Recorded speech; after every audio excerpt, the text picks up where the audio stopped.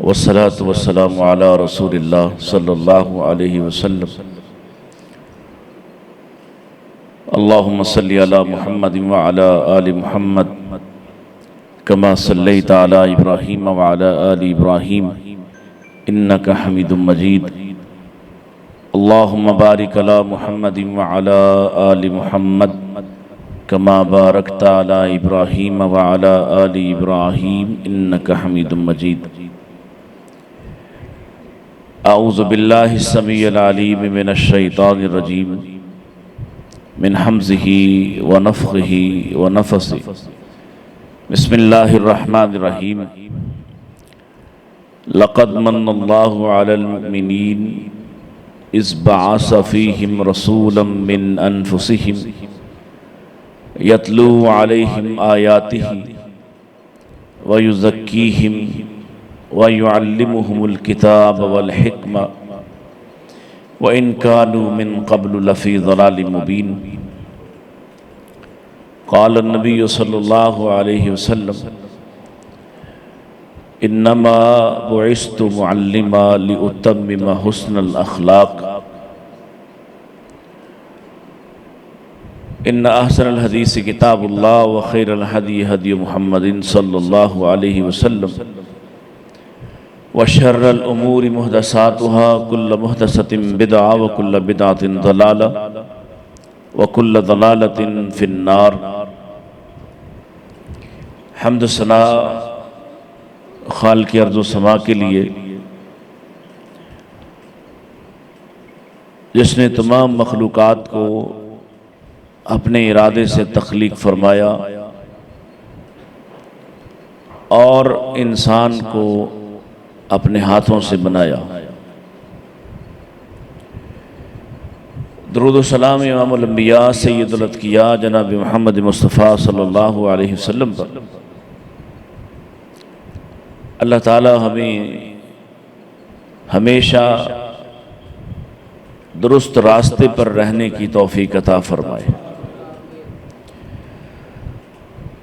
تاخیر سے آنے پر معذرت، لیکن راستے چونکہ آج کافی جگہ سے بند تھے اور جن گلیوں سے گزر کے آنا پڑا وہاں چونکہ جشن کا سماں ہے تو کچھ پھر تاخیر بھی ہوتی ہے۔ برادر مکرم زبیر حیدر صاحب آپ سے بات کر رہے تھے نبی کریم علیہ السلام کی وفات کے حوالے سے، تو میں کوشش کرتا ہوں کہ کوئی 15-20 منٹ کے اندر آپ کے سامنے نبی کریم صلی اللہ علیہ وسلم کے آنے کے مقاصد کیا تھے۔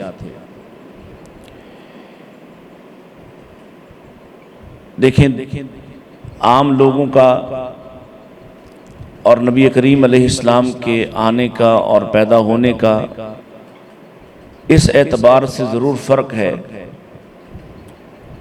کہ باقی سب یقیناً اللہ کی بندگی کے لیے پیدا ہوئے۔ والدین کسی بچے کی پیدائش کے موقع پر یا شادی کے بعد یہ خواہش کرتے ہیں کہ اللہ انہیں اولاد دے، اور انہوں نے اس کے لیے ایک زندگی سوچی ہوتی ہے کہ اس کو میں یہ بناؤں گا، اس کو اس طرف لے جاؤں گا، وہ میری خدمت کرے گا، میرا دست و بازو بنے گا۔ لہذا جب وہ پیدا ہوتا ہے، پیدا ہو کر پڑھنے لکھنے بولنے والا ہوتا ہے تو اس کی اسی طرح سے تربیت کرنے کی کوشش کی جاتی ہے۔ اگر کسی نے ڈاکٹر بنانے کا ارادہ کیا ہے تو ظاہر ہے کہ اسے ایک پروسیس پہ اس کو لے کے جائے گا، اسے ایک طرف لے کے جائے گا۔ اگر کوئی عالم دین بنانا چاہتا ہے تو ظاہر ہے مسجد اور مدرسہ کے ساتھ منسلک کرے گا۔ تو کسی شخص کے آنے سے پہلے مقصد کیا ہو سکتا ہے اس کے آنے کا، اور اس شخص کے آنے کے بعد اس کا مقصد کیا ہے۔ ایسے ہی جب بچہ بڑا ہوتا ہے تو ایک مقصد اس کے ماں باپ نے طے کیا ہوتا ہے اور ایک مقصد وہ خود طے کر لیتا ہے۔ اور آپ دیکھتے ہیں ماں باپ نے مقصد طے کیا تھا اسے دیندار بنانا ہے، لیکن وہ بسا اوقات دین پڑھ کر بھی دیندار نہیں بن پاتا کیونکہ اس کا مقصد نہیں ہوتا۔ بسا اوقات وہ حافظ قرآن بن کر بھی امامت کے مصلی پہ کھڑا ہونا نہیں چاہتا، وہ حافظ دہی بلے تو بن سکتا ہے، امام نہیں بنتا، اس لیے کہ اس کا مقصد نہیں تھا۔ وہ کسی اور طرح سے دیکھتا ہے، ماں باپ کی طرف سے بھیجا ہوا اور جبری بھیجا ہوا بچہ۔ تو ایک مقصد وہ ہوتا ہے جب وہ شعور کی عمر میں پہنچتا ہے تو جو اظہار وہ کرنا چاہتا ہے، جو وہ اپنے آپ کو بنانا چاہتا ہے، آپ دیکھتے ہیں کہ مدارس سے پڑھنے کے باوجود بھی وہی کچھ بنا لیتا ہے۔ نبی کریم صلی اللہ علیہ وسلم کے آنے کے مقاصد آج ہمارا بھائی پیش کر رہا ہے، اور وہ لکھ رہا ہے، لکھا ہوتا ہے کہ سونا آیا تے سج گئے نے گلیاں بازار۔ ایک مقصد یہ جو انہوں نے سیکھا، سمجھا، کسی نے سمجھایا، یا انہیں لگا کہ یہ والا سلوگن جو ہے وہ زیادہ اچھا ہے، اس سے کام کیا جا سکتا ہے۔ ظاہر ہے اگر آپ یہ کہیں کہ آپ یہ نہ کہیں کہ سونا آیا تے سج گئے نے گلیاں بازار، تو پھر کون بازاروں پہ پیسہ لگائے؟ کہیں نہ کہیں تو سونے کو ڈالنا پڑے گا نا، جس کی بنا پر یا جس کے نام پر لوگ چندہ دیں، پیسے دیں، بازار سجائیں۔ اگر آپ کہیں کہ اس سے نبی پاک کا کوئی تعلق نہیں ہے، ان کی آمد کا کوئی تعلق نہیں ہے، اس سے آپ اس بازار کو سجانے کا ثواب نہیں ہے، تو پھر کون پیسے دے گا؟ سو کہیں نہ کہیں رسول اللہ کو تو ڈالنا پڑتا ہے کہ نبی پاک یہ دیکھ بھی رہے ہیں، تبھی تو اس پر زیادہ پیسے لگائے جائیں گے۔ نبی پاک اس پر جھنڈیاں، کمکمے لگانے اور زیادہ لگانے پر زیادہ ثواب دیں گے، تو ظاہر ہے آدمی اس پر کام کرتا ہے، کوشش کرتا ہے۔ تو ایک مقصد وہ ہے جو ہمارے بھائیوں نے بیان کیا، اور ایک مقصد اللہ ہے۔ اللہ نے جو بیان کیا اس مقصد سے بات شروع کرتے ہیں، اور وہ مقصد اتنا عظیم ہے، اتنا عظیم ہے کہ اللہ محمد رسول اللہ صلی اللہ علیہ وسلم کے دنیا میں آنے سے بھی اور آپ کو تجسیم میں جسمانی صورت میں پیدا کرنے سے بھی پہلے، کتنا پہلے، جناب رسول اللہ صلی اللہ علیہ وسلم کا سیدنا عیسیٰ علیہ السلام کے درمیانی جو وقفہ ہے وہ تقریباً کچھ 600 سال کے قریب ہے۔ عیسیٰ علیہ السلام اور نبی پاک کے درمیانی وقفہ کتنا ہے؟ بولیے تاکہ آپ کو یاد رہے۔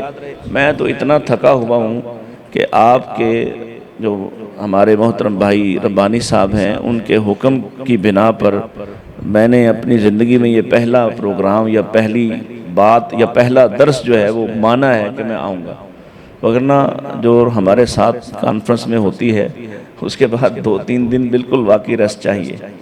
اس کا اندازہ آپ کو میری جو ہے وہ گلے سے بھی لگ رہا ہوگا، تھکی ہوئی شکل سے بھی لگ رہا ہوگا، تو کچھ چیز ہے جو سمجھ لیں۔ بہرحال آپ ہمارے جو پنجابی خطبہ ہیں، اللہ تعالیٰ ان کو جزائے خیر دے، یہ بہت ساری چیزیں آپ کو رٹا دیتے ہیں، ایسے ہی بار بار بولو، یہ کہو۔ تو کبھی کبھی مجھے لگتا ہے یہ والا طریقہ بھی بڑا اچھا ہے کہ آپ جب بولتے ہیں تو آپ کو واقعی یاد ہوتا ہے۔ تو یہ بتائیے کہ نبی پاک اور عیسیٰ علیہ السلام کے درمیانی وقفہ کتنا ہے؟ کتنا؟ 600 سال۔ اب اس سے اور اوپر جائیں، عیسیٰ علیہ السلام سے بھی اوپر موسیٰ علیہ السلام، ان کے اور نبی پاک کے درمیان کتنا وقفہ ہے؟ ہزاروں سال کا۔ کتنے ہزار سال؟ کوئی تقریباً 3000 سال سے زیادہ، اور حضرت ابراہیم علیہ السلام تک جاتے جاتے یہ جو وقفہ ہے یہ 4000 سال پر مشتمل ہے، تقریباً 4000 سال۔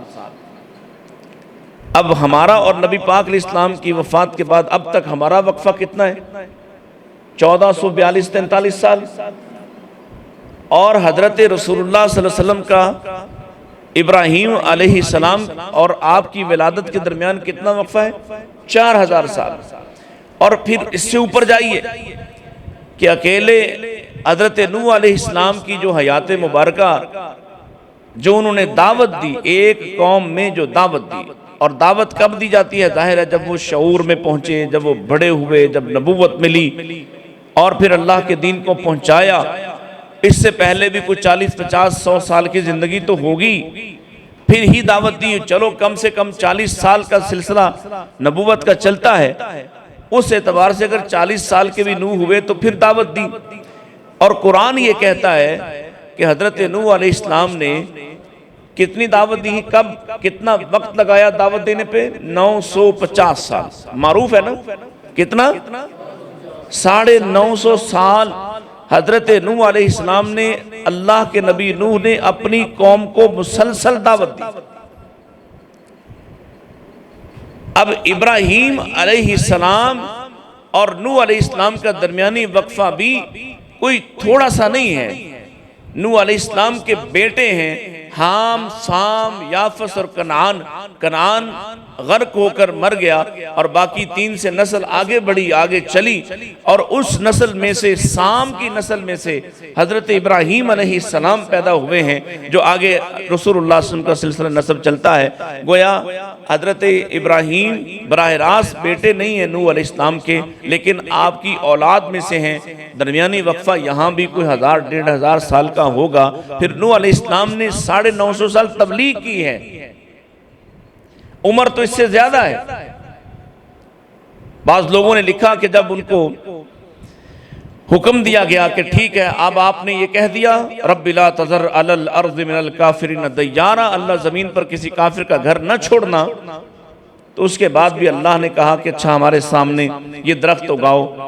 ان درختوں کے یہ درخت اگے، بڑے لمبے تناور درخت ہوئے، اور پھر ان درختوں کی ان کو کاٹ کر ان کے تختے بنائے گئے۔ اور اگر درخت اگانے والی بات نہ بھی درست ہو تو یہ تو اللہ نے کہا ہے نا وَاصْنَعِ الْفُلْكَ بِأَعْيُنِنَا، ہمارے سامنے یہ پھٹے تختے بناؤ اور ہم تمہیں سکھاتے ہیں کہ کشتی کیسے بناتے ہیں۔ اللہ نے کشتی بنانے کا طریقہ سکھایا، اور یہ اس پر بھی بعض لوگوں نے لکھا کہ 100 سال لگا، پھر وہ 100 سال تک پڑی رہی، اس میں یہ گندگی ڈالتے رہے، پھر اس کو صفائی کروائی گئی، پھر وہ تنور پھٹا اور اس میں سے پانی ابلنا شروع ہوا، اور پھر آسمان سے پانی برسا، پھر سیلاب آیا، اور یہ اس میں بھی 100 سال لگا ہے۔ گویا کئی 100 سال کے بعد عذاب آیا ہے۔ اگر ہم اس کو مان لیں کہ یہ 100 سال بعد نہیں، فوراً عذاب آ گیا، تب بھی نوح علیہ السلام کی عمر بعض لوگوں نے لکھا کہ 1300 سال، بعض نے 1700 سال، اس سے اوپر جائیے۔ نوح علیہ السلام براہ راست بیٹے نہیں ہیں آدم کے، جو آپ کو وقفہ سنا رہا ہوں، براہ راست بیٹے نہیں آدم کے۔ آدم علیہ السلام اور نوح کے درمیان بھی مختلف لوگ ہیں۔ حضرت ادریس ہیں، معروف ہیں، حضرت شیس ہیں، اور بہت سارے لوگ ہیں، اور پھر وہاں جا کے اوپر کئی 1000 سال کا فاصلہ ڈال کے پھر آدم آتے ہیں۔ یہ جو درمیانی انسانی واسطہ اور آپ کا آدم علیہ السلام سے جو درمیانی وقفہ ہے، یہی کئی 1000 سال پر مبنی ہے، کئی 1000 سال پر۔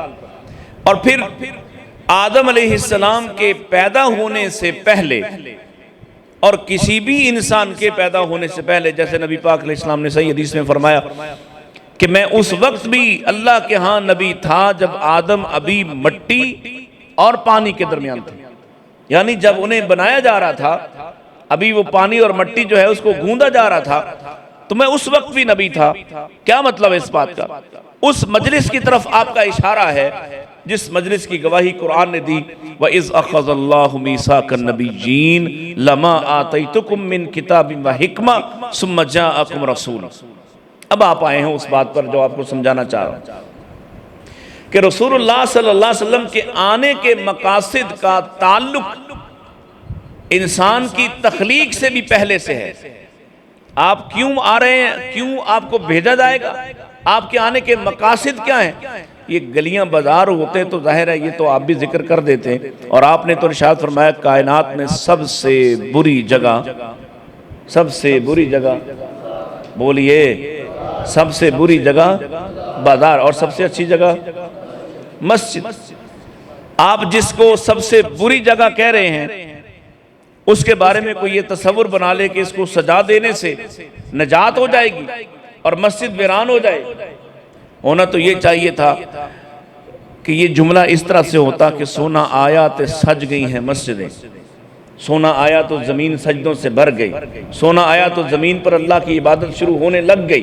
ایسا نہیں ہے، لیکن چونکہ کاروبار اس سے منسلک ہے اس لیے وہ بات کی جاتی ہے۔ تو رسول اللہ صلی اللہ علیہ وسلم کے آنے سے بہت پہلے، کتنا پہلے؟ ہزاروں سال پہلے، آدم کی ولادت سے بھی پہلے، تمام ارواح کی تخلیق ہونے کے وقت جب سب کو بنا دیا گیا اور بنائے سب ایک ہی وقت میں گئے ہیں، میں بھی اور آپ بھی، ہم سے بھی ایک وعدہ لیا گیا، الست بربکم، آپ نے سنی ہوئی یہ باتیں، ہم نے بھی کہا قالوا بلا، تو ہی ہمارا رب ہے۔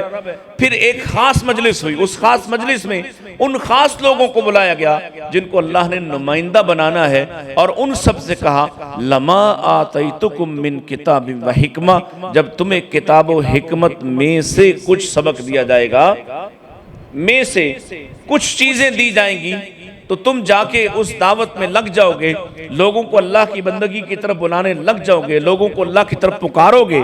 اس وقت میں ثم جاءکم رسول، پھر ایک رسول آئے گا، اور جب وہ آ جائے اس کی پہچان کیا ہے؟ مصدق لما معاکم، جو تمہارے پاس ہوگا وہ اس کی تصدیق کرے گا کہ تم بھی سچے ہو، تمہارے پاس پیغام بھی سچ پر مبنی ہے، اور تمہیں اس کے بدلے میں کیا کرنا ہے؟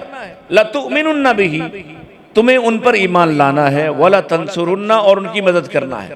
اب ذرا نکتے کی بات سمجھیے، تمام انبیاء نے آپ پر اس وقت بھی ایمان لائے جب اللہ نے ان سے وعدہ لیا کہ تم اس بات کی شہادت دیتے ہو، قَالُوا أَقْرَرْنَا، ان سب نے کہا ہم اقرار کرتے ہیں کہ جب وہ نبی آئیں گے تو ہم ان کے ساتھ ہو جائیں گے، ان کی بات مانیں گے، ان کے ساتھ چلیں گے، ان پر ایمان لائیں گے، ان کی مدد کریں گے۔ یہ تو بعد میں ہونا تھا کیونکہ رسول اللہ تو آخر میں پیدا ہوئے، تو پہلے اس وعدے کی تکمیل کیسے ہوئی ہے؟ امام قرطبی رحمہ اللہ تعالی نے لکھا ہے، وہ فرماتے ہیں کہ ہر نبی، کوئی نبی ایسا نہیں جو زمین پر آیا، پیدا ہوا، ولادت ہوئی اور اس نے دعوت دین دی اور اس نے اپنی قوم سے یہ وعدہ نہ لیا ہو کہ اگر تمہارے ہوتے ہوئے، میرے جانے کے بعد تمہارے ہوتے ہوئے ان خصائص والا آ گیا، وہ جس کے بارے میں ہم نے وعدہ کیا تھا کہ جب وہ آئے گا تو ہم اس کا ساتھ دیں گے، اس پر ایمان لائیں گے، تو مجھ سے وعدہ کرو کہ جب وہ نبی آ جائے اس کی خوبیاں یہ ہیں، اس کی نشانیاں یہ ہیں، اس کی جماعت کی نشانیاں یہ ہیں، جب وہ آ جائے تو تم اس پر ایمان بھی لاؤ گے اور اس کی مدد بھی کرو گے۔ اور ہر نبی کی قوم نے ان سے وعدہ کیا، ایمان والوں نے، کہ ہم ان کا ساتھ دیں گے۔ حتیٰ کہ نبی کریم علیہ السلام سے پہلے جو نبی ہیں حضرت عیسیٰ علیہ السلام، وہ جب آتے ہیں تو وہ آ کے کہتے ہیں وَمُبَشِّرًا بِرَسُولٍ يَأْتِي مِن بَعْدِ اسْمُهُ احمد، میں آ گیا ہوں بشیر بن کر، مبشر بن کر، میں بشارت دے رہا ہوں کہ میرے بعد اب وہ شخصیت جس کا انتظار کیا جا رہا ہے، کب سے؟ جب ابھی کوئی بھی نہیں بنا۔ کوئی بھی نہیں بنا کیا مطلب ہے؟ کیا مطلب ہے اس بات کا؟ زمین و آسمان تھے، جہان تھا، کیونکہ انسان کے بنائے جانے سے پہلے ہی یہ زمین و آسمان تھا۔ تبھی تو اللہ نے کہا نا انی جاعل فی الارض خلیفہ، میں زمین کے لیے خلیفہ بنانے لگا ہوں۔ تھا تو تھا۔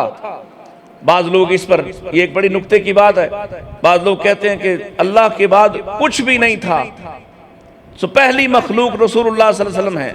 معذرت کے ساتھ عقیدہ نبی پاک سے سیکھا ہو تو آدمی ایسی باتیں نہیں کرتا۔ سب سے پہلی مخلوق اللہ نے جس کو سب سے پہلے تخلیق فرمایا ہے اپنی مخلوق میں سے، وہ قلم ہے۔ یہ عقیدے کی بات ہے۔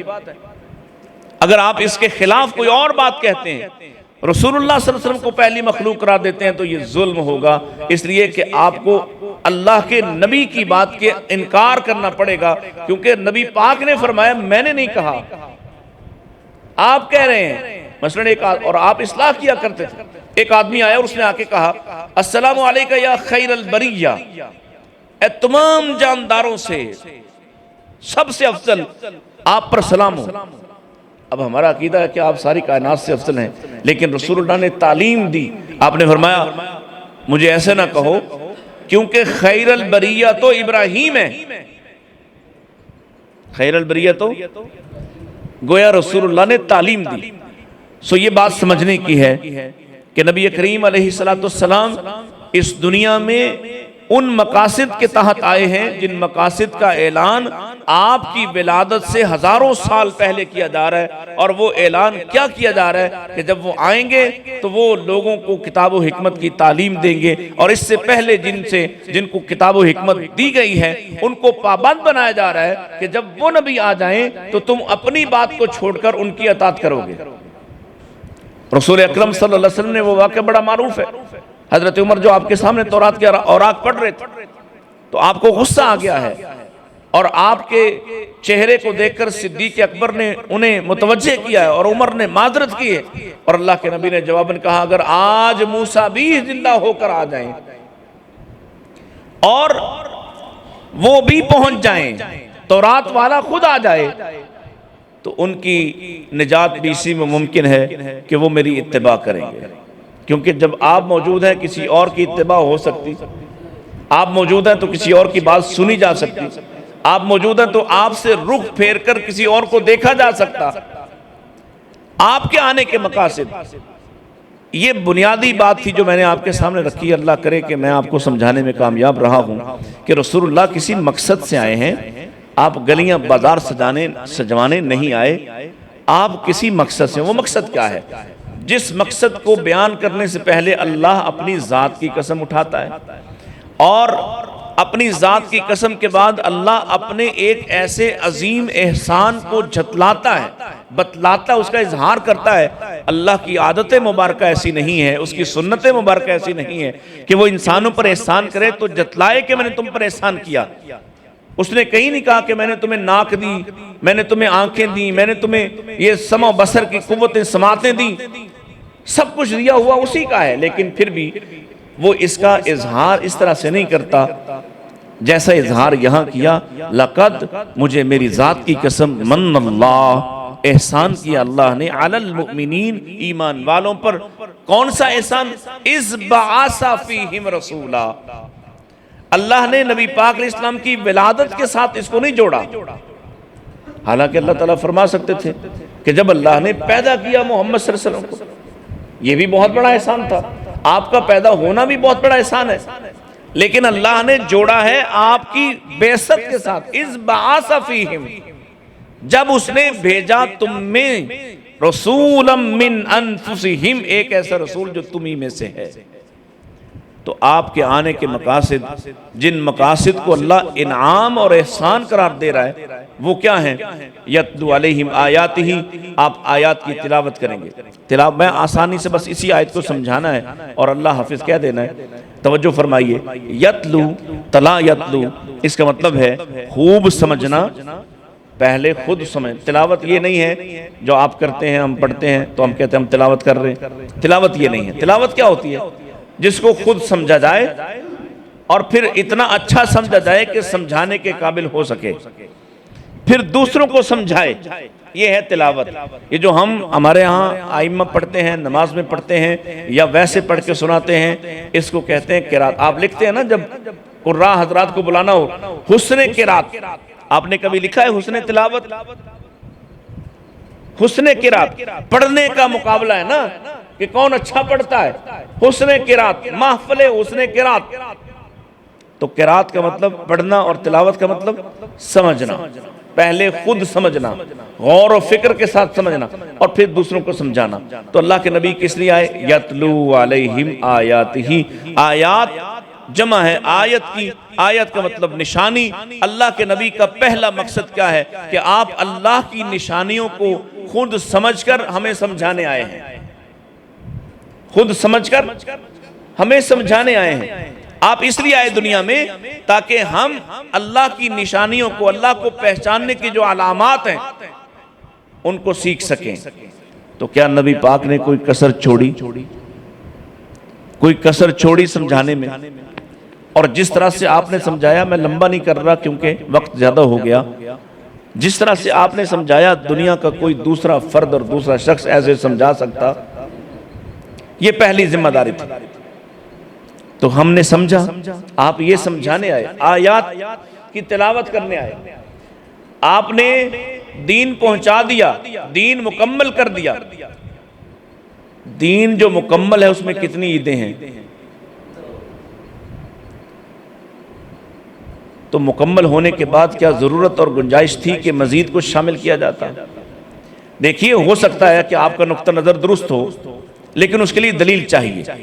دلیل کیا ہے؟ سوال یہ ہے کہ اگر تیسری عید کی گنجائش تھی تو نبی پاک نے کیوں نہیں ذکر کی؟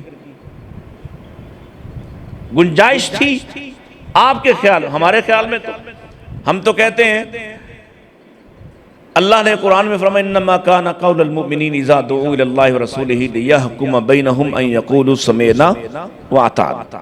ہم تو سمجھتے ہیں جو پیارے نبی دے گئے، آپ بولے تو ہمیں آپ کے بولے ہوئے الفاظ، آپ کے کہے ہوئے الفاظ وہی کافی ہیں۔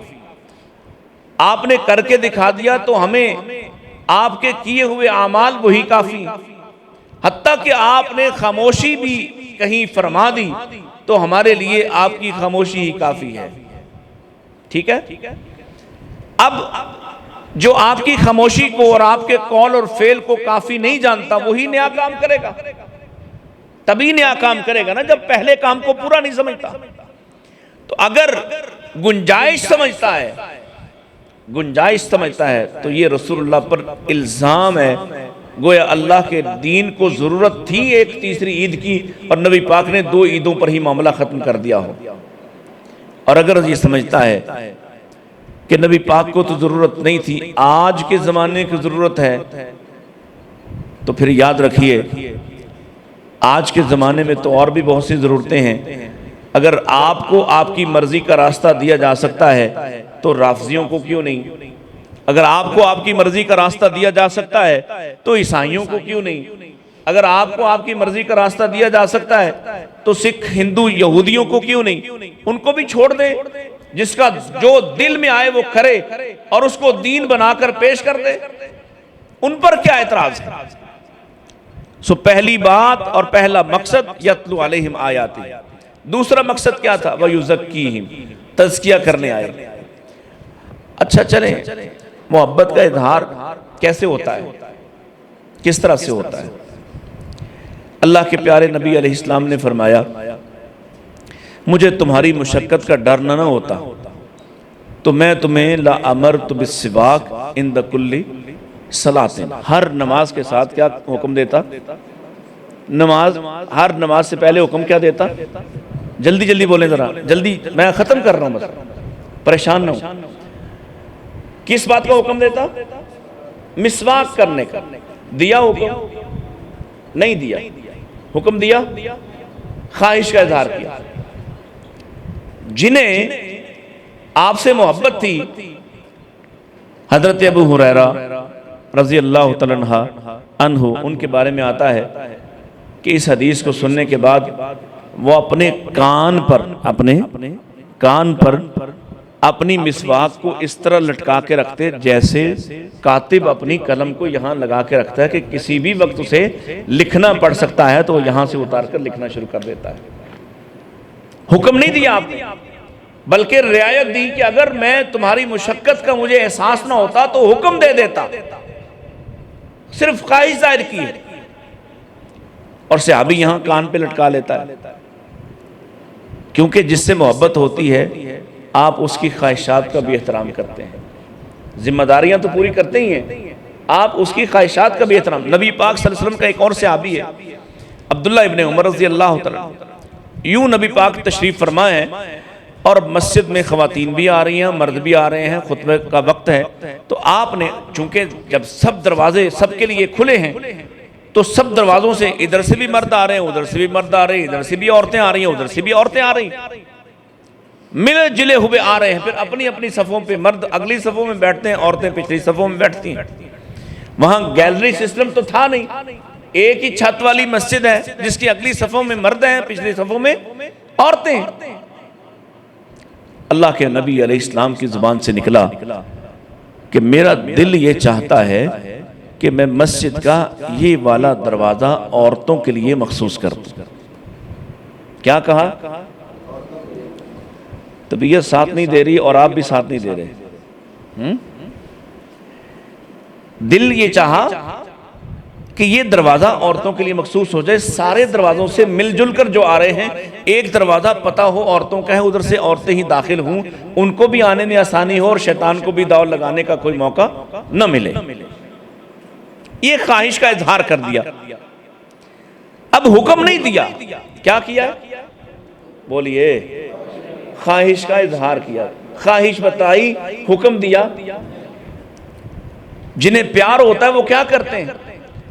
آپ دیکھیں گے نا ربانی صاحب سے پیار کرنے والا نوجوان، تو وہ دیکھے گا کہ وہ ربانی صاحب کی طرح کی ٹوپی پہنے، وہ ربانی صاحب کی طرح کی داڑھی رکھے، وہ جوتا ان کی طرح۔ میرے شاگرد ہیں نا، تو میں جب پہلی دفعہ جمعہ پڑھانے گیا نا شاد باغ، تو آج ایک ہمارے ساتھی میرے ساتھ ہی آئے ہوئے ہیں، وہ کہتے ہوتے ہیں، بتاتے ہیں کہ پہلے دن ہی، یہ انٹر کا اسٹوڈنٹ تھا اس وقت، تو کہتا ہے پہلے دن میں نے دیکھا کہ بندہ ذرا مختلف ہے، کف لنکس لگا کے آیا ہے، ڈبل کف والی شرٹ میں قمیص پہنی ہوئی ہے، اس نے ذرا نفاست بڑی مولویوں والا رنگ نہیں اس کا، جیسے ہمارے ہاں بیچارے اب تو خیر مولوی بڑے تیز ہو گئے اور مولوی سب سے زیادہ سجا ہوا ہوتا ہے، تو آج سے 10 12 15 سال پیچھے جائیں تو مولوی بیچارہ سب سے زیادہ مخلوق، مسکین مخلوق لگتا تھا۔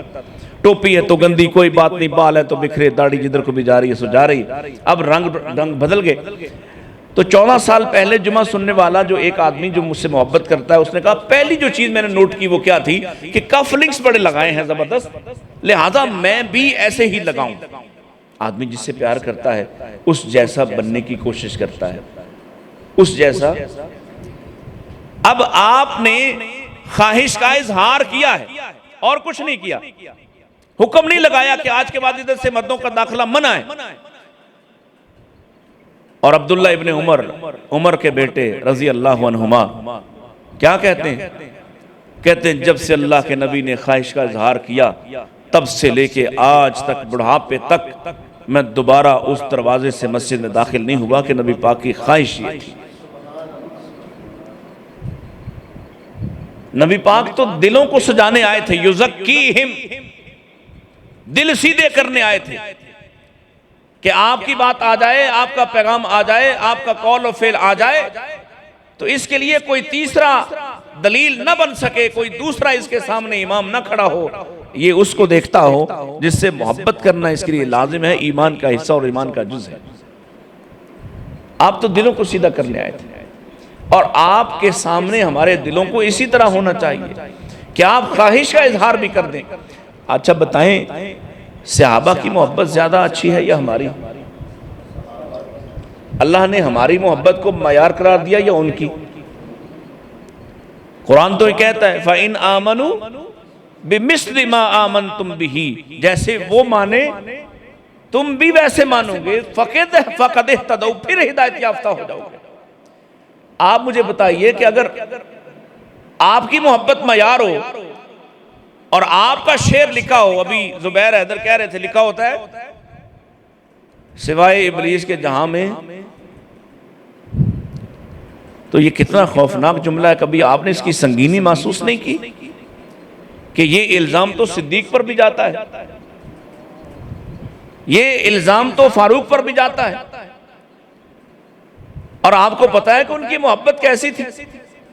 سیدنا علی رضی اللہ عنہ کی گواہی، عمر فاروق کی وفات کے موقع پر، اللہ اکبر، اور بندہ گواہی دینے والا بھی گھر کا ہے، عبداللہ ابن عباس، اور وہ کہہ رہے ہیں حضرت عمر فوت ہوئے، میں ان کی میت پہ کھڑا تھا تو کوئی آدمی میرے پیچھے آیا، اس نے میرے کندھے پہ ہاتھ رکھا، یوں پکڑا، اور اس نے کہا عمر آج کے بعد میرے سامنے سے وہ بندہ چلا گیا جس کے اعمال کو دیکھ کے میں بھی خواہش کرتا تھا کہ میرے اعمال اس جیسے ہو جائیں۔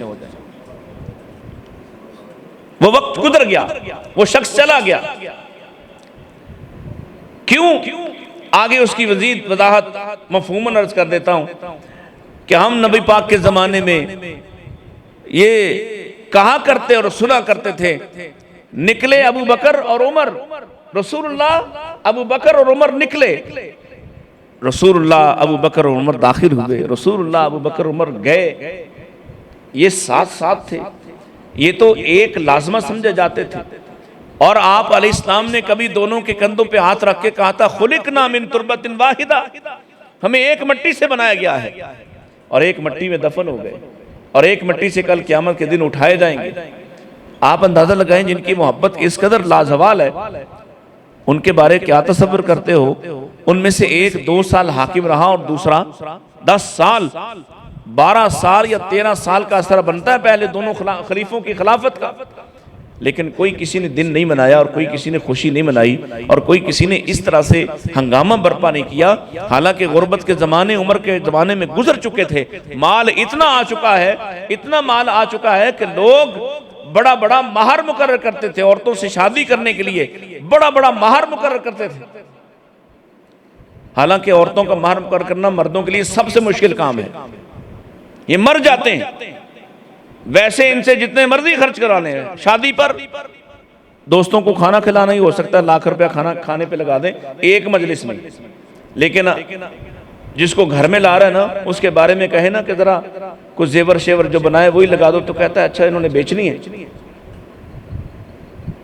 اور جب نکاح پڑھانے کے لیے پوچھے نا مہر کتنا ہے تو کہتا ہے جو شرعی ہے۔ کیا شرعی ہے؟ باجی دیکھ لیں 5-10 ہزار بڑا ہے، بڑا ہے، تمہیں اپنا آپ کسی کے سپرد کرنا پڑے تم کر دو گے 5-10 ہزار میں؟ آسان ہے؟ خیر یہ ہمارا موضوع نہیں، گزارش یہ ہے کہ آپ ان پر الزام لگا رہے ہیں جن کے دل بھی سیدھے ہوئے اور جن کے دلوں سے بڑھ کر کسی نے نبی سے محبت نہیں کی۔ نبی پاک کا مقصد تھا، ان کے دل ایسے ٹھیک ہوئے کہ وہی شخص جو اس سے پہلے ایک مجلس میں کہتا ہے کہ سب سے برا چہرہ معاذ اللہ آپ کا لگتا ہے، آپ کا کلمہ پڑھ کے اگلی ہی مجلس میں کہتا ہے کہ اب آپ سے زیادہ محبوب کوئی نہیں۔ یزکیہم، تیسرا وَيُعَلِّمُهُمُ الْكِتَابَ وَالْحِکْمَةِ، کتاب اور حکمت سکھانے۔ کتاب سے مراد، الکتاب سے مراد شریعت ہے، صرف قرآن نہیں، الکتاب سے مراد شریعت ہے، شریعت کو الکتاب کہا گیا، والحکمہ، اور اس کتاب کی امپلیمنٹیشن، اس کتاب کا نفاذ کس طرح سے ہوگا، وہ جو ضابطہ ہے معاشرے کا وہ سکھانے آئے نبی پاک۔ یہ رسول اللہ صلی اللہ علیہ وسلم ہمیں سکھا کر گئے ہیں۔ میرے بھائی آپ نے کوئی بات چھوڑی نہیں، آپ نے کسی نفل عبادت کا بھی کوئی معاملہ اور آپ کے فہم اور خیال پر نہیں چھوڑا کہ اچھا صبح اشراق پڑھنی ہے تو جیسے تمہارا دل کر لے پڑھ لو، جیسے تم چاہو پڑھ لو، تم نفل پڑھنا چاہتے ہو تو تمہاری مرضی جیسے چاہو پڑھ لو، تم فرض پڑھنا چاہتے ہو تمہاری مرضی جیسے پڑھ لو۔ ایک ایک بات کی وضاحت اللہ کے پاک پیغمبر علیہ السلام نے کی ہے، آپ نے کچھ بھی نہیں چھوڑا، اور آپ یہی مقصد لے کر آئے تھے کہ لوگوں کو دین سکھایا جائے، لوگوں کو لوگوں کی غلامی سے نکال کر اللہ کے بندگی میں دیا جائے۔ اللہ ہمیں یہ سیکھنے، سمجھنے اور ان پر عمل کرنے کی توفیق عطا فرمائے، اور ہم یہ جو خرافات میں پڑے ہوئے ہیں اللہ کرے کہ ہم ان اعمال سے باز آ کر حقیقی معنوں میں رسول اللہ صلی اللہ علیہ وسلم کی اطاعت کا حق ادا کرنے کی کوشش کریں، تاکہ کل قیامت کے دن آپ ہماری اطاعت سے خوش ہوں۔ میرے ذہن میں ایک حدیث آ گئی ہے، نبی کریم علیہ السلام نے فرمایا تھا، اے میری قوم، اے میری امت، یاد رکھنا، الا انی فرطکم علی الحوض، میں تمہارا میزبان بن کر حوض کوثر پر جا رہا ہوں، تمہارے لیے وہاں برتن سیدھے کروانے کے لیے، تمہارے لیے انتظامات کرنے کے لیے۔ وَإِنِّي مُقَاصِرٌ بِكُمُ الْأُمَمَ، اور یاد رکھنا تم زیادہ زیادہ آؤ گے تو میں خوش ہوں گا، امتوں پر فخر کروں گا۔ الا فلا تُسَوِّدُ بِوَجْهِي، لوگوں یاد رکھنا مجھے شرمندہ نہ کروانا، مجھے شرمندہ نہ کروانا۔ کیا مطلب ہے؟ امتی بن کے رہیں، خود نبی بننے اور خود فیصلہ کرنے والے نہ بنے کہ آپ کہتا ہے کہ اگر وہاں جا کے پتہ چلا، اگر وہاں جا کے پتہ چلا کہ میلاد منانا تھی تو پھر تم کیا کرو گے، ہم نے تو منائی ہوگی۔ اللہ اکبر، ایسا نہیں ہوگا۔ کیوں نہیں ہوگا؟ کہ ہم نے اس کتاب کو پڑھا ہے جس کی ابتدا میں اللہ نے وعدہ کیا، ذالک الکتاب لا ریب فیہ، ہمیں کوئی شک نہیں ہے۔ تم اس کا مطلب ہے شک پر کر رہے۔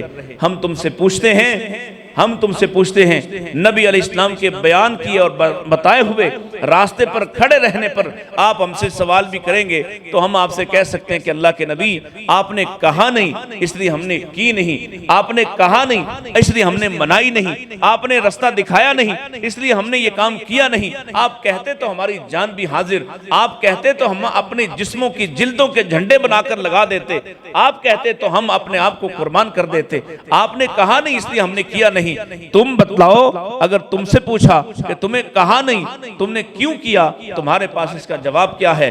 اللہ کی قسم ہے سیدہ عائشہ کی روایت کو یاد رکھو، اللہ کے رسول دعا کیا کرتے تھے اللہم حاسبنی حسابا یسیرا، اللہ آسان حساب کرنا، اللہ آسان حساب کرنا۔ سیدہ نے آپ سے پوچھ لیا آقا یہ آسان حساب کیا ہے؟ تو آپ نے فرمایا آسان حساب یہ ہے کہ بندہ اللہ کے سامنے جائے، اللہ اس سے پوچھے تم نے یہ غلطی کی، انسان مان جائے گا میں نے کی اور اللہ اس سے حساب نہ لے، یہ آسان حساب ہے۔ اور مشکل حساب کیا ہے؟ فرمایا جس سے اللہ نے پوچھ لیا تم نے یہ غلطی کی، جی کی ہے، کیوں کی ہے؟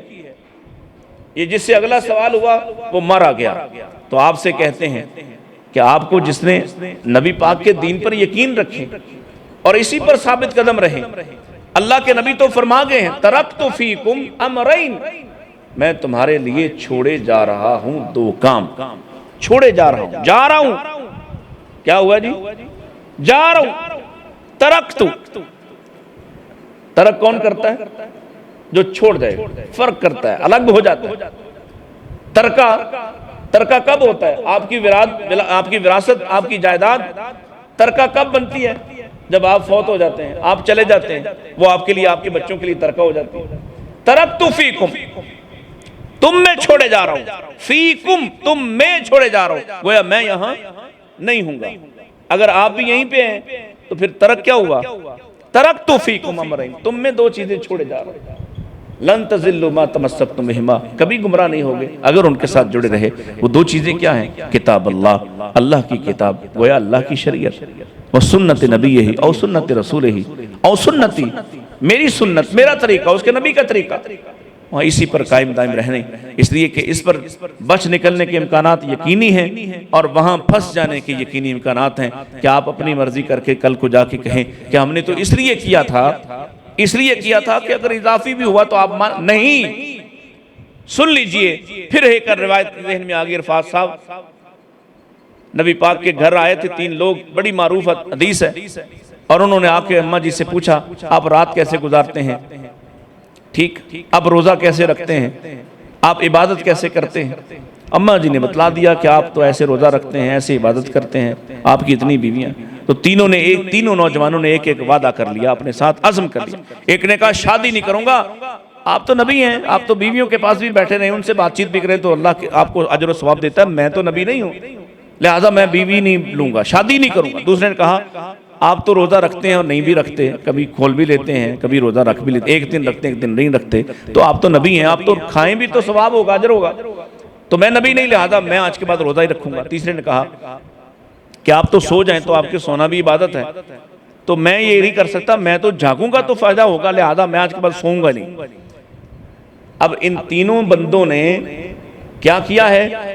ایک نے کہا جو اللہ کے نبی نے کیا وہ نہیں کروں گا، توجہ میری طرف، ایک نے کہا یعنی شادی آپ نے کی اور اس نے کہا میں نہیں کروں، کم کیا۔ دو نے کہا جو آپ کر رہے ہیں وہ آپ کے لیے ہے، میں زیادہ کروں گا۔ ایک نے کہا میں جاگوں گا زیادہ اور دوسرے نے کہا میں روزہ زیادہ رکھوں گا، میں وہ ایک دن کا رکھتے ہیں میں سارے رکھوں گا۔ ایک نے کمی کی، دو نے زیادتی کی۔ اللہ کے نبی کو پتہ چلا تو آپ نے ان تینوں کو بلا کے نہیں کہا، حالانکہ پتہ تھا یہ کون کون ہے جو میرے گھر میں آئے کے سوال کر کے گئے۔ آپ نے ان تینوں کے اس نظریے کو اور آنے والے یہ میلاد اور میلاد سے متعلقہ اور دیگر لوگوں اور تمام دنیا جہان کے سارے تصورات جس میں کمی اور اضافے کا امکان ہو، تو آپ نے ان سب کے لیے خطبہ ارشاد فرمایا اور سارے مدینے کو جمع کر کے ارشاد فرمایا اور فرمایا بعض لوگ تم میں سے ایسا ایسا کہتے ہیں، یاد رکھو میں تم میں سے سب سے زیادہ اللہ سے ڈرنے والا اور سب سے زیادہ اللہ سے محبت کرنے والا، سب سے زیادہ تقوی والا ہوں۔ میں نے شادیاں کی ہیں، بیویوں کے پاس بھی جاتا ہوں اور دین کے کام بھی کرتا ہوں۔ میں جو آج کے بعد یہ کہے کہ میں سنت کے مطابق شادی نہیں کروں گا، اس کا میرے ساتھ تعلق ہی کوئی نہیں۔ میں روزہ بھی رکھتا ہوں، افطار بھی کرتا ہوں، اور میں راتوں کو جاگتا بھی ہوں اور سوتا بھی ہوں۔ میری سنت پر قائم رہنے کا ہی فائدہ ہوگا۔ تو میرے بھائی، آپ کی سنت پر قائم رہنا، یقین کے ساتھ قائم رہنا، اسی سے فائدہ ہوگا۔ اللہ ہمیں سے فائدے سے ہم کنار فرمائے۔ وآخر دعوانا ان الحمدللہ رب العالمین۔